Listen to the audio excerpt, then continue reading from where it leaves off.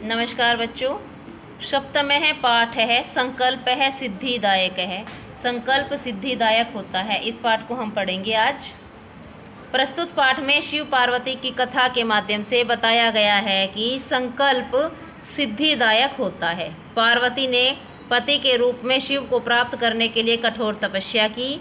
उसकी तपस्या से प्रसन्न होकर शिव ब्रह्मचारी का रूप धारण करके आश्रम में आए। उन्होंने पार्वती के सामने शिव की निंदा की। उससे पार्वती क्रोधित हो गई। पार्वती ने ब्रह्मचारी से कहा, तुम शिव के वास्तविक रूप को नहीं जानते। ऐसा कहकर जैसे ही पार्वती वहां से जाने के लिए तैयार हुई, वैसे ही ब्रह्मचारी का रूप छोड़कर शिव ने कहा, पार्वती, तुम्हारे संकल्प और तपस्या से मैं प्रसन्न हूँ। इस प्रकार अपने संकल्प से पार्वती ने शिव को पति के रूप में प्राप्त कर लिया। इस पाठ को हम पढ़ेंगे। सबसे पहले इसका जो प्रसंग है वो लिखेंगे आप लोग। प्रस्तुत संवाद संस्कृत की पाठ्य पुस्तक रुचिरा द्वितीय भाग है के अंतर्गत संकल्प है सिद्धिदायक है नामक पाठ में से लिया गया है। इस संवाद में पार्वती के मुंह से तपस्या करने के निश्चय को सुनकर उसकी माता मेना के चिंतित होने के बारे में बताया गया है। ये इसका प्रसंग है। अब जो पहला जो पद्यांश है वो रहेगा हमारा गद्यांश, ततः पार्वती निष्क्रांति, यहाँ तक। चलिए पढ़ना शुरू करते हैं। पार्वती शिवम पति रूपेण अवांछत। पार्वती शिव को पति के रूप में चाहती थी। एतदर्थम सा तपस्याम कर्तुम इच्छत। इसके लिए वह तपस्या करना चाहती है। सा स्वकीयम मनोरथम मात्रे न वेद्यत। वह अपने मन की इच्छा को माता से निवेदन करती है। तत्श्रुत्वा माता मेनका चिंताकुला अभवत। उसे सुनकर माता मेना चिंता से व्याकुल हो जाती है। मेना वत्से मनीषितः देवतः गृहे एव सन्ति। पुत्री, इच्छित देवता घर में ही है। तपः कठिनम भवति। तपस्या कठिन होती है। तव शरीरम सुकोमलम वर्तते। तुम्हारा शरीर बहुत कोमल है। गृहे एव बस, घर में ही रहो। अत्र एव तवाभिलाषः सफलः भविष्यति। यहीं पर तुम्हारी इच्छा सफल हो जाएगी। पार्वती पार्वती अम्ब, हे माता, तादृशः अभिलाषः तु तपसा एव पूर्णः भविष्यति। हे माता, उस प्रकार की इच्छा तो तपस्या के द्वारा ही पूर्ण होगी। अन्यथा तादृशं पतिं कथं प्रापश्यामि। अन्यथा उनके जैसा पति कैसे प्राप्त करूंगी। अहम तपः एव चरिष्यामि इति मम संकल्प है। मैं तपस्या ही करूंगी, ऐसा मेरा दृढ़ निश्चय है। मेना पुत्री त्वमेव मे जीवनाभिलाष है। पुत्री, तुम ही मेरे जीवन की इच्छा हो। पार्वती सत्यम, सत्य है। परम मम मन है लक्ष्यं प्राप्तुम आकुलितम वर्तते। परंतु मेरा मन उद्देश्य को प्राप्त करने के लिए परेशान है। सिद्धिं प्राप्य पुनः तवेव शरणम आगमिष्यामि। सफलता को प्राप्त करके फिर से तुम्हारी ही शरण में आ जाऊंगी। अद्येव विजया साकम गौरी शिखरम गच्छामि। आज ही विजया के साथ गौरी शिखर पर जाती हूँ। ततः पार्वती निष्क्रामति। तब पार्वती निकल जाती है। इसका भावार्थ लिखोगे। पार्वती शिव को पति के रूप में प्राप्त करना चाहती है, इसके लिए वह तपस्या करने गौरी शिखर पर चली जाती है। अब दूसरा जो गद्यांश है वो शुरू होता है। दूसरा गद्यांश पार्वती मनसा वत्सा, यहाँ से शुरू होकर ने पथये अई भो तक चला जाता है। और इसका जो प्रसंग है वो लिखेंगे कि इस संवाद में बताया गया है कि पार्वती शिव को प्रसन्न करने के लिए जंगल में तपस्या करने लगी। अब इसका संवाद लिखेंगे, सरलार्थ लिखेंगे। पार्वती मनसा वत्सा कर्मणा च तपः एव तपति स्म। पार्वती मन, वचन और कर्म से तपस्या करती थी। कदाचित रात्रौ स्थंडिले कदाचिच्च शिलायां स्वपीति स्म। कभी रात्रि में नंगी भूमि पर, कभी चट्टान पर सोती थी। एकदा विजया एवदत, एक बार विजया बोली। विजया विजया सखी सखी तपः प्रभावात् हिंस्र पशवोऽपि तव सखायः जातः। हे सखी, तपस्या के प्रभाव से हिंसक पशु भी तुम्हारे मित्र हो गए हैं।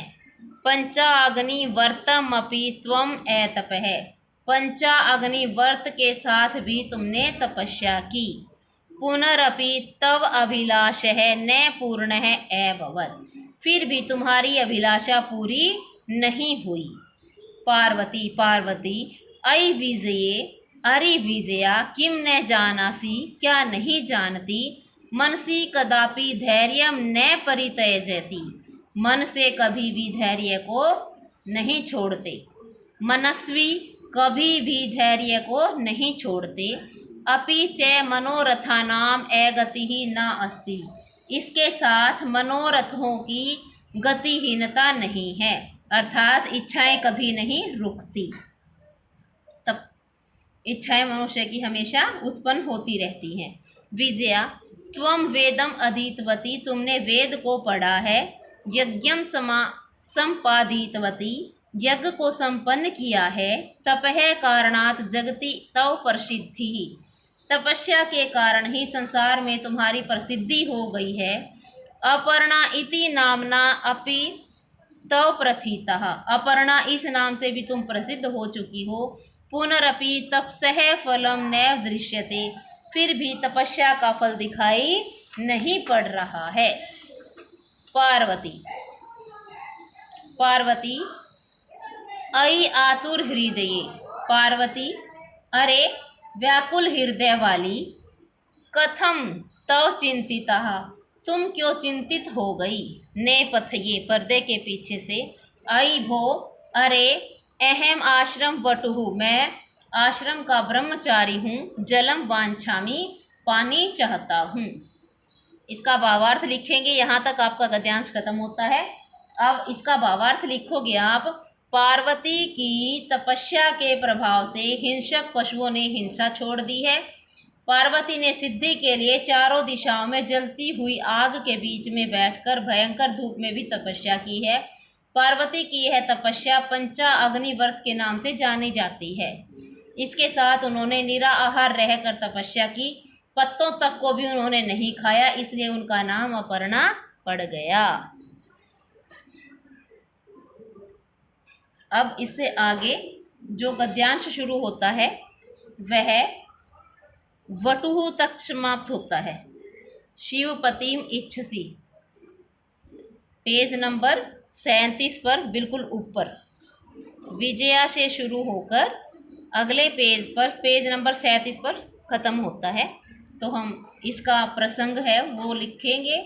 इस संवाद में बताया गया है कि ब्रह्मचारी के वेश में शिव के तपोवन में आते हैं और विजया के साथ वार्तालाप करते हुए शिव निंदा करते हैं। अब इसका सरलार्थ, संभ्रमं, घबराहट के साथ, विजये अरे विजया, पश्य को अपि वटुः आगतो अस्ति, देखो कोई ब्रह्मचारी आया है।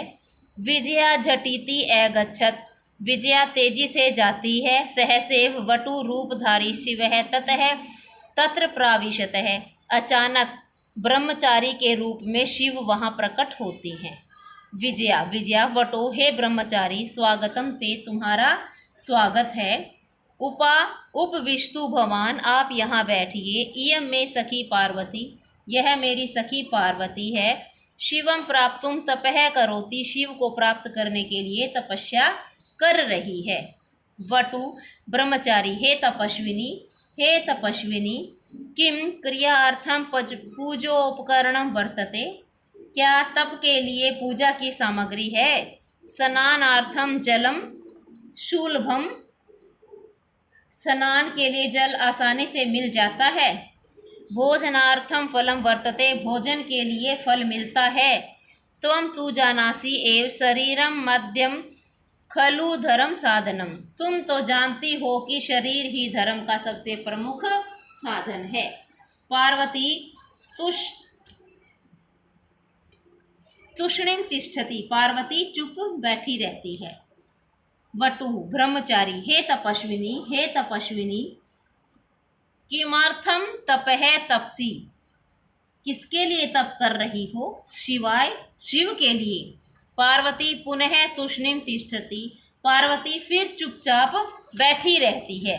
विजया आकुली भूय, परेशान होकर या व्याकुल होकर, हाँ, तस्मै एव तपः तपति, उसी के लिए तपस्या कर रही है। वटु रूपधारी शिवः सहसे उच्चैः उपहसति, ब्रह्मचारी का रूप धारण करने वाले शिव अचानक ही बहुत जोर से हंसते हैं, उपहास करते हैं। वटुः ब्रह्मचारी, अयि पार्वती, अरे पार्वती, सत्यमेव त्वं शिवं पतिम इच्छसि, क्या तुम सही में शिव जी को पति रूप में चाहती हो? उपहसन, हंसते हुए। शिव है अन्यथा अशिव है, नाम से शिव नहीं तो अमंगलकारी। शमशाने वस्ती, शमशान में रहते हैं। यस्य त्रीणी नेत्राणी, जिसकी 3 आँखें हैं। वशनम व्याघ्र चर्मम, बाघ की चमड़ी वस्त्र है। अंगराग है चितावसम, चिता की राख अंगलेप है। परिजनाश्च भूतगणा, और भूतों की टोली मित्रगण है। किम तमेव शिवम पतिम इच्छसि, क्या उसी शिव को पति के रूप में चाहती हो? इसका भावार्थ लिखोगे। पार्वती की परीक्षा लेने के लिए शिव ब्रह्मचारी का रूप धारण करके वन में आते हैं। वे विजया से पूछते हैं कि पार्वती की तपस्या में किसी प्रकार की विघ्न बाधा तो नहीं है, क्योंकि जब तक शरीर ठीक नहीं रहेगा तब तक धर्म का कोई कार्य नहीं हो सकता। इस प्रकार सफलताओं के लिए शरीर का उपयोग किया जाता है, इसलिए शरीर को धर्म सिद्धि का सबसे प्रमुख साधन माना गया है। इसके बाद शिव रूपधारी ब्रह्मचारी शिव की निंदा करते हैं, जिससे पार्वती क्रोधित हो जाती है। अब जो सबसे अंतिम गद्यांश बचा है उसकी हम हिंदी करने जा रहे हैं। इसका सरलार्थ बाद में लिखेंगे, पहले आप इसका प्रसंग लिखोगे। इस संवाद के माध्यम से बताया गया है कि जब पार्वती क्रोधित होकर जाने लगती है तो शिव अपने वास्तविक रूप में आ जाते हैं। पार्वती क्रुद्धा सती, पार्वती क्रोधित होते हुए, अरे वाचाल, अरे बड़बोले अप्सर, दूर हट। जगति न कोऽपि शिवस्य यथार्थम स्वरूपम जानाति, संसार में कोई भी शिव के वास्तविक स्वरूप को नहीं जानता। यथा त्वमसि तथैव वदसि, जैसे तुम हो वैसे ही बोल रहे हो। विजयाम प्रति, विजया से। सखी, हे सखी, चलो। यह निंदाम करोति सह तु पाप भाग भवति एव यह श्रीणोति सो अपि पाप भाग भवति। जो निंदा करता है वह पापी होता ही है, जो सुनता है वह भी पाप का भागी होता है। पार्वती द्रुत गत्या निष्क्रांति, पार्वती तेजी से निकल जाती है। तदैव पृष्ठतः वटो रूपम परित्यज्य शिवः तस्याम हस्तम गृह्णाति, तभी पीछे से ब्रह्मचारी के रूप को छोड़कर शिव उसके हाथ को पकड़ते हैं। पार्वती लज्जया कंपति, पार्वती लज्जा से कांपती है। शिव, पार्वती, हे पार्वती, प्रीतो अस्मि तव संकल्पेन, तुम्हारे संकल्प से मैं प्रसन्न हूँ। अद्य प्रभृति अहम तव तपोभि कृत दासो अस्मि, आज से मैं तुम्हारी तपस्या से खरीदा हुआ नौकर हो गया हूँ। विनतानना पार्वती विहस्ती, पार्वती नीचे की ओर मुंह करके मुस्कुराती है। इसका भावार्थ लिखोगे। भाव यह है कि पार्वती ने अपनी तपस्या से शिव को प्रसन्न कर लिया। अब इसको अच्छे से सुनेंगे और अपनी नोटबुक में लिखेंगे।